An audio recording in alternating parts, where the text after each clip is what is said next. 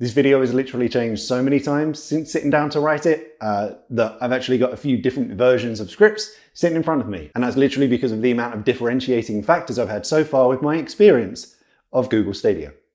Not all of them negative. Some of them are. Let's get into it. So in my previous video where we unboxed the Founders Edition of Google Stadia, we already did some complaining. The Founders Editions were late. The invite codes were late. There were logistic issues, whatever. But then I did get my invite code and I started the process of setting it up. A process which finished today, 3 days later. Now, to be fair, not all of the issues were due to Google Stadia. I'll say that now, but I'll say it with a grain of salt because I've spent so many hours in-depth deep diving into the advanced settings of my router. I now know it so well, I'm probably qualified to work for BT. But the TLDR of it, I basically couldn't get the system set up because I couldn't get the Chromecast, the controller, and the phone to realize that they were all on the same Wi-Fi network. So I literally went into like internet forums looking for suggestions of this. The Stadia FAQs were useless. There were things about turning off something called AP isolation. Specifically for BT, I had to turn off something called Smart Setup. I ended up splitting the dual bands, turning off one of them, trying that. I eventually got it all connected, but I could only do so on 2.4 gigahertz. Obviously, it ran like shit. So it really didn't seem fair to review it in that state. So what I did today was rip the router out of the wall. I'm exaggerating, I unplugged it. And I swapped it over for a spare router. But after swapping the routers over, the setup experience was much more calming and peaceful than I had ever experienced the first few times around. You know, it was reminiscent of walking through a forest in autumn after a light shower to see a thin, shiny sheet of dew sprinkled over a couple's car who drove in for a spot of dogging.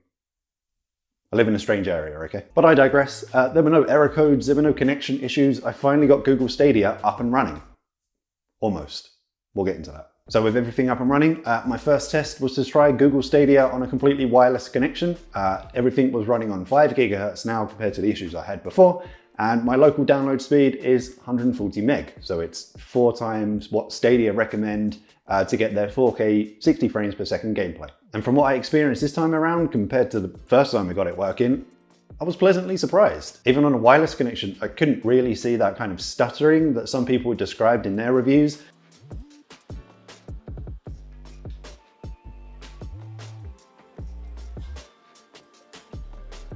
The picture was nice and clear, and the only time it degraded a little bit was just when there was lots of things happening on screen.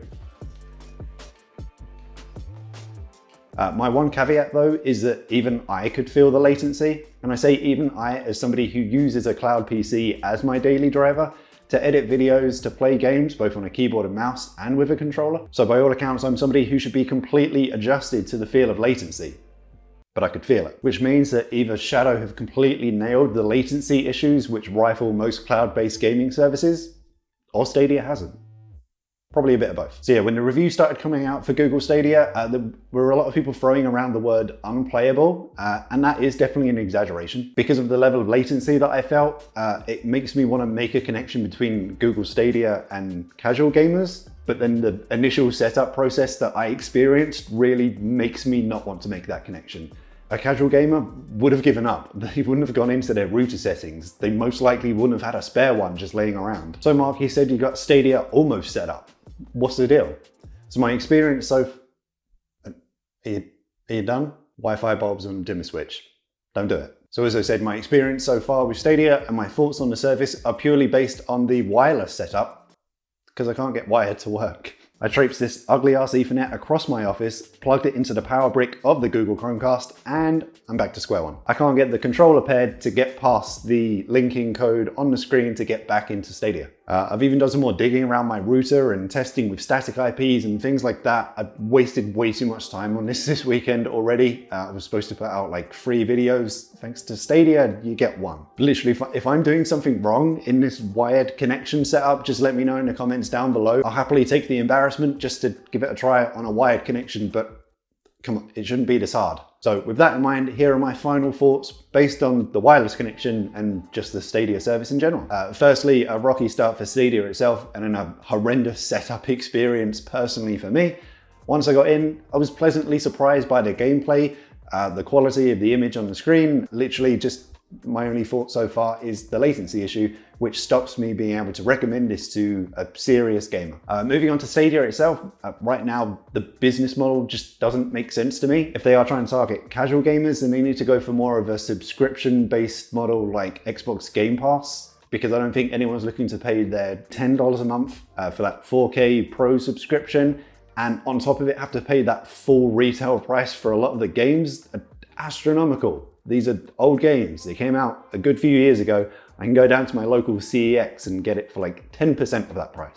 Maybe the service will become interesting if they can make some of those adjustments and also deliver on the features which they kind of boasted about in the announcement, but then are nowhere to be seen. So that state share, crowd play, family sharing, some of those might make it a viable service. We just need to see them. But lastly, the state in which it launched and the kind of stigma that may now be attached to the Stadia name makes me wonder if it will even last long enough for us to get to see those features. Google kind of has a habit of letting their less successful projects just fade quietly into the night. And if you'd like to disagree with that, hit me up on Google+.